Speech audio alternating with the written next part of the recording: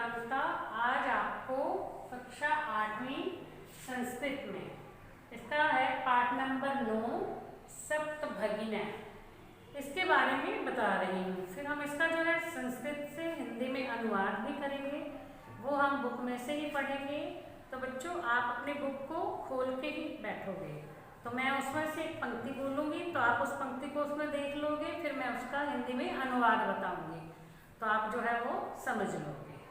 ठीक है, तो हम पहले इस पाठ के बारे में थोड़ा सा हिंदी में ही जान लेते हैं। तो पहले नाम का अर्थ, अब संस्कृत में दिया हुआ सप्तभगिनी। सप्त मीन्स क्या होता है? सात। भगिनी मीन्स होता है भगिनी यानी बहनें, तो 7 बहनें। ठीक है, तो सप्तभगिनी का अर्थ क्या हुआ? 7 बहनें। ये सप्तभगिनी यह एक उपनाम है। 7 राज्य हैं, उत्तर पूर्व के जो राज्य हैं उनको ये नाम दिया गया, उन राज्यों को 7 बहनों का नाम दिया गया है। तो यह एक उपनाम है और इसका सर्वप्रथम प्रयोग 1972 में श्री ज्योति प्रसाद सैकिया ने आकाशवाणी के साथ भेंट वार्ता में किया था। तब देखो आप इसका जो है प्रश्न क्या बनेगा। सबसे पहले सप्तभगिनी का प्रयोग किसने किया था? ठीक है, कब किया था और कहाँ किया था? किसने किया था? श्री ज्योति प्रसाद सैकिया ने। कब किया था? 1972 में। कहाँ किया था? आकाशवाणी के साथ भेंट वार्ता में। तो इस तरह से ये प्रश्न जो है बन जाते, प्रश्न बनाते हैं ना, कब, कहाँ, क्यों, किस, ये, कैसे। तो ये 6 ककार आते हैं, क से शुरू होते हैं प्रश्न, तो हम उस तरह से बनाते हैं। तो इसमें ये प्रश्न देखो आपको जो है समझ में आ गए होंगे भी कैसे प्रश्न बनाना है, कैसे उसका उत्तर देना है। अब इसका ये नाम जो है सप्तभगिनी क्यों रखा गया था? इन 7 राज्यों की प्राकृतिक सुंदरता को देख करके इन्हें सप्तभगिनी नाम दिया गया था। क्या देख करके दिया गया ये नाम? उसकी प्राकृतिक सौंदर्य को, वहाँ के प्राकृतिक सौंदर्य को देख करके या उसकी प्राकृतिक सुंदरता को देख करके उसे जो है ये नाम दिया गया था। अब ये 7 राज्य हैं कौन से? ठीक है, अब ये 7 राज्य जिन्हें सप्तभगिनी कहा जाता है, इसमें ये भी बताया गया है कि जिस प्रकार से घर में बहन जो है सबसे सुंदर होती है, उसी तरह से ये 7 राज्य जो हैं ये बहुत ही सुंदर हैं। क्षेत्रफल की दृष्टि से तो ये छोटे हैं, लेकिन वैसे ये बहुत बड़े हैं। यहाँ बांस के पेड़ जो है बहुत अधिक मात्रा में पाए जाते हैं, इसलिए हस्तकलाओं का विकास बहुत हुआ है। यहाँ पे लोग हाथों से सब काम करते हैं, हाथों से चीज़ें बनाते हैं, बांस के पेड़ों से, और जो मकान तक जो है बांस से बनाए जाते हैं। तो इसलिए जो है इसकी सुंदरता के कारण इसे यह नाम दिया गया था। अब ये 7 राज्य हैं कौन से? अरुणाचल प्रदेश, असम, मणिपुर, मिजोरम, मेघालय, नागालैंड, त्रिपुरा। अब इन 7 राज्यों की जो राजधानियां हैं वो अरुणाचल प्रदेश की ईटानगर, असम की दिसपुर, मणिपुर की इम्फाल, मिजोरम की ऐज़ोल, मेघालय की शिलांग, नागालैंड की कोहिमा और त्रिपुरा की अगरतला। तो इस तरह से आपको अब ये भी देखो, इनके जितने मर्जी आप प्रश्न बना लोगे उसकी राजधानी कौन सी है। राजधानी दे दिया तो दिसपुर का जो है किसकी राजधानी है, दिसपुर जो किस राज्य की राजधानी है, तो आपको वो बताना होगा। अब इन 7 राज्यों को याद रखने के लिए एक श्लोक बनाया गया है संस्कृत में। आद्वयम मत्रयम चैव न त्रियुक्तम तथा द्वयम। अब म यानी अद्वयम, आ से 2, म त्रयम और म से शुरू होने वाले 3 राज्य बताए गए हैं। आ से शुरू होने वाले 2, म त्रयम, म से शुरू होने वाले 3 तथा न त्रियुक्तम तथा द्वयम, न और त्रि इन दोनों से शुरू होने वाले 2। अब एक न से शुरू होता है, एक त्रि से शुरू होता है और 3 मा से शुरू होते हैं और 2 आ से शुरू होते हैं। इस प्रकार से ये 7 राज्य हो गए हैं। सप्त राज्य समूह आयम, इन 7 राज्यों के समूह को भगनी सप्तकम मत, 7 बहनें माना गया है। तो समझ में आ गई आपको इस मंत्र का।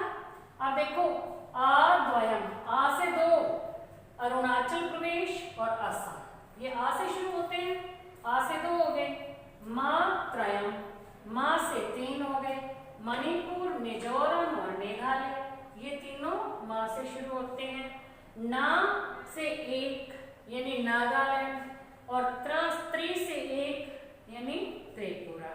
हो गए ये 7 राज्य और इसके अनुसार आप जो है आसानी से याद कर लोगे। ठीक है।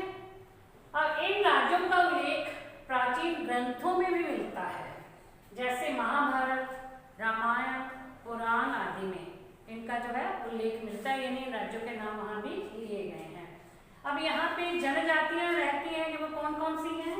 गारो, खासी, नगा, मिजो, यहाँ की ये जनजातियां हैं, यानी ये जनजातियां यहाँ पर रहती हैं। अब यहाँ पर जो है हस्तकलाओं की अधिकता है, बांस के पेड़ अधिक पाए जाते हैं और प्राकृतिक सुंदरता के कारण इनका नाम ये रखा गया है। तो आप जो है इसके, अब ये जो हिंदी में ही सब कुछ बताया गया है, इसमें से बहुत से प्रश्न जो है बनेंगे। यदि आप इन्हें याद कर लोगे, अपने आप से प्रश्न बनाओगे, उनके उत्तर लिखोगे, तो आप बहुत मतलब इसको यदि याद करते हो तो बड़ी आसानी से आप इसे याद कर सकते हो, प्रश्नों के उत्तर दे सकते हो। अब इसमें कुछ शब्दार्थ जो है वो दिए गए हैं, मैं वो आपको आज समझाती हूँ। इसका जो हिंदी में अनुवाद है वो आपको नेक्स्ट वीडियो में करवाऊंगी।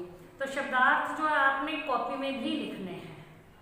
ठीक है, आप बुक के पीछे, लेसन के पीछे जो शब्दार्थ दिए गए हैं उसे आप नोटबुक में लिखोगे और याद करोगे, और यदि वो शब्दार्थ याद हो जाते हैं तो हिंदी में अनुवाद करना बहुत ही आसान हो जाता है।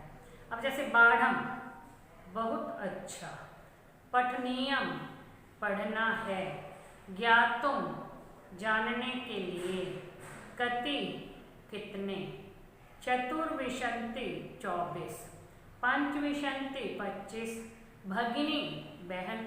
अब ये भगिन्या दे दिया तो बहन है। ठीक है। अष्टाविंशति, 28, ये आपको गिनती है, 1 2 3 4 5 6 7 8 9 10 एकादश है, द्वादश है, त्रयोदश है।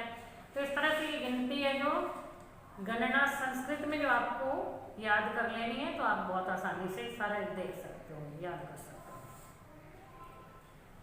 केंद्र शासित प्रदेश, केंद्र द्वारा शासित प्रदेश। अतिरिक्त, अतिरिक्त, समवाय, समूह, प्रथितः, प्रसिद्ध, प्रतीकात्मक यानी सांकेतिक, कदाचित, संभवतः, साम्याद, समानता के कारण, नामनी, नाम में, संशय, संदेह, अपरत, दूसरी ओर, क्षेत्र, परिमाण है, क्षेत्रफल से, लघुनी, छोटे। अब ये लघुनी है, लघु मैंने छोटा हिंदी में भी शब्द आता है। गुण, गौरव, दृष्टा, गुण एवं गौरव की दृष्टि से ये राज्य बहुत बड़े हैं। ये बताए क्षेत्रफल की दृष्टि से तो छोटे हैं ये 7 राज्य, लेकिन गुण और गौरव की दृष्टि से बहुत बड़े हैं। बृहत् रानी, बड़े, स्वाधीना, स्वतंत्र, स्वायत्तीकृता, अपने अधीन किए गए। महत्वाधायिनी, महत्वपूर्ण या महत्व को रखने वाले। विहितम, विधि पूर्वक किया गया। भारत वृक्षे, भारत रूपी वृक्ष पर। पुष्प स्तबक सदृशानी, पुष्प के गुच्छे के समान, फूलों के गुच्छे के समान। फूलों का गुलदस्ता बनाते हैं ना, उसमें कई सारे फूल लगाते हैं ऐसे टहनियों के साथ और एक गुलदस्ता बन जाता है बड़ा सुंदर, तो वैसे। हृदय प्रिय, ये मनोरम भी कहते हैं, यानी हृदय को अच्छी लगने वाली, अपने मन को अच्छी लगने वाली। रम्या, रमणीय या सुंदर। सावहित मनसा, सावधान मन से। ऊर्जस्विनः, ऊर्जा युक्त। पर्व परंपरा भी पर्वों की परंपरा से, यानी यहाँ पे बहुत से पर्व मनाए जाते हैं। वहाँ की परंपरागत जो पर्व हैं वो बहुत धूमधाम से लोग मनाते हैं। परिपूरितः पूर्ण या हरे भरे, जिसको हम कहते हैं भरे पूरे, यानी पूरे। जब तो कहते कोई भी चीज़ या कोई व्यक्ति अपने आप में संपूर्ण नहीं होता, हम कहते हैं ना, तो ये हो जाता है परिपूरितः पूर्ण, भरे पूरे। समभिनंदनीयम स्वागत योग्य, समीचीन बहुत अच्छा। स्वलीला कला भी अपनी क्रिया एवं कलाओं से, अपने कामों और कला, स्वलीला अपनी लीलाओं से, अपने कार्यों से।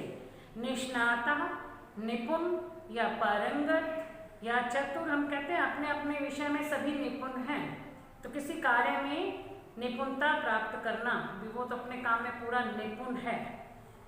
वंश वृक्ष निर्मिता नाम, बांस के वृक्षों से निर्मित यानी भरा हुआ।